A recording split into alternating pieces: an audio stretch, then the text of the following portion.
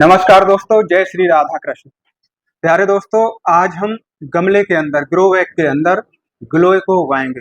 गिलोय जो कि बहुत ही ज़्यादा औषधीय गुणों से भरपूर होती है। बहुत सारी बीमारियों में, बहुत सारी समस्याओं में इसका प्रयोग किया जाता है।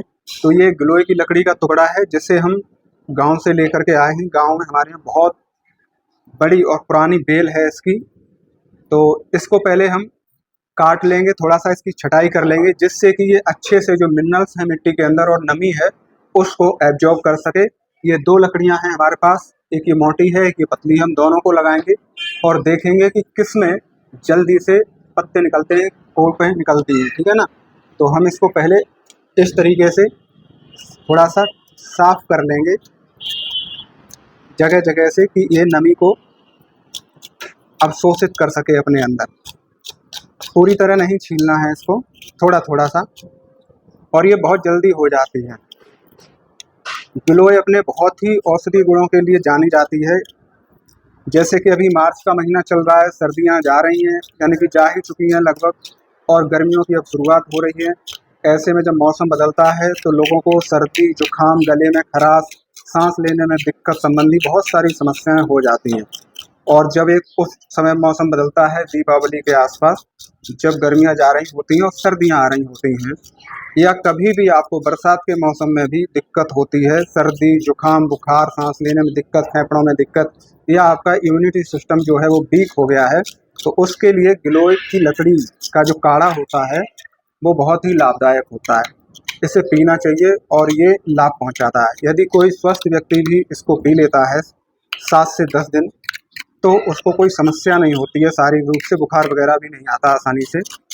और इसके बहुत सारे औषधीय गुण होते हैं, कभी किसी दूसरे वीडियो में विस्तार से बात करेंगे। तो आज तो हम इसे उगाने पर ध्यान देने वाले हैं।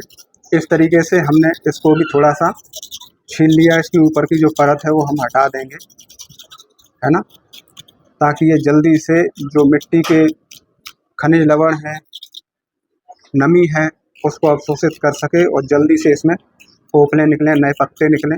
और ये बहुत जल्दी हो भी जाता है। कई बार तो ऐसा हुआ है कि हमने लकड़ी ला करके रख दी है काढ़ा बनाने के लिए और रखे रखे ही उसमें पोपले निकले आई हैं।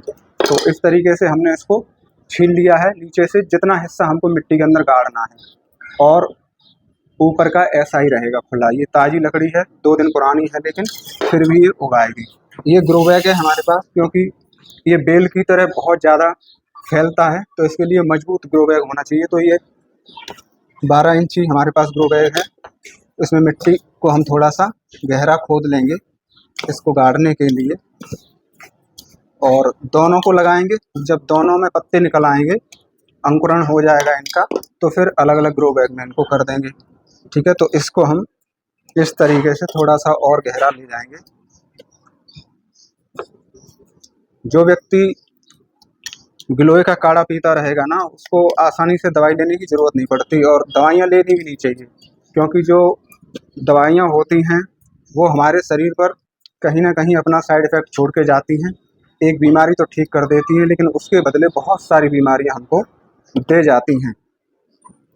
तो इसलिए जहाँ तक हो कम से कम दवाइयाँ आपको लेनी चाहिए, है ना।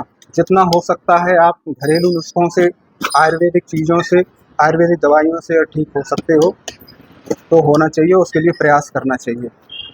तो ये है। और मेरा तो मानना है कि हर घर में ही एक तुलसी का पौधा और गिलोय, ये 2 चीज़ें ज़रूर होनी चाहिए, क्योंकि तुलसी भी औषधीय गुणों से भरपूर होती है और उसमें बहुत सारे औषधीय गुण होते हैं। जैसे उसका भी काढ़ा बनाने में प्रयोग होता है, चाय इत्यादि बनाने में प्रयोग होता है। ये है, हमने इसको लगा दिया है। ठीक है ना। अब ये दोनों, ये थोड़ी सी सीधी रहे इस हिसाब से हमें लगानी है।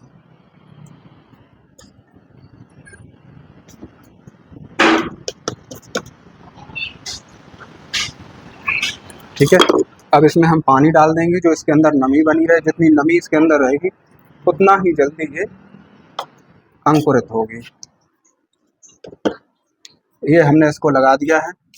और ये ग्रो बैग ऑनलाइन मैंने मंगाए हैं। यदि आप भी अपने घर में कम जगह है, बालकनी की जगह है, छत पे कहीं जगह है या कोई छोटा आंगन है या कोई खुली जगह है, उसमें गार्डनिंग करना चाहते हैं तो आप भी ऑनलाइन इन्हें मंगा सकते हैं। मैं इनका लिंक डिस्क्रिप्शन में आपको दे दूँगा।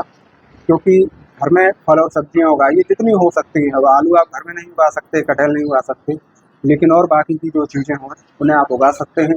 ताज़ी फल, ताज़ी सब्जियाँ जहाँ तक हो खुद भी खाइए, परिवार को भी खिलाइए, स्वस्थ रहिए। क्योंकि जो बाज़ार में फल और सब्जियाँ आते हैं वो पेस्टिसाइड लगे हुए आते हैं, जो कि धीरे-धीरे हमारे शरीर में जाकर हमारे शरीर पर पूरे पे कब्ज़ा कर लेते हैं और हमको भयंकर रूप से बीमार बना देते हैं।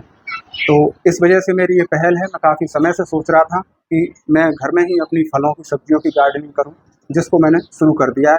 आप मेरी इस यात्रा में आगे भी बने रहें और जानते रहें कैसे फल और सब्जियाँ उगाने हैं। और आप भी उगाइए, स्वस्थ रहिए, पेड़ लगाओ, पानी बचाओ, जीवन बचाओ। जय श्री राधा।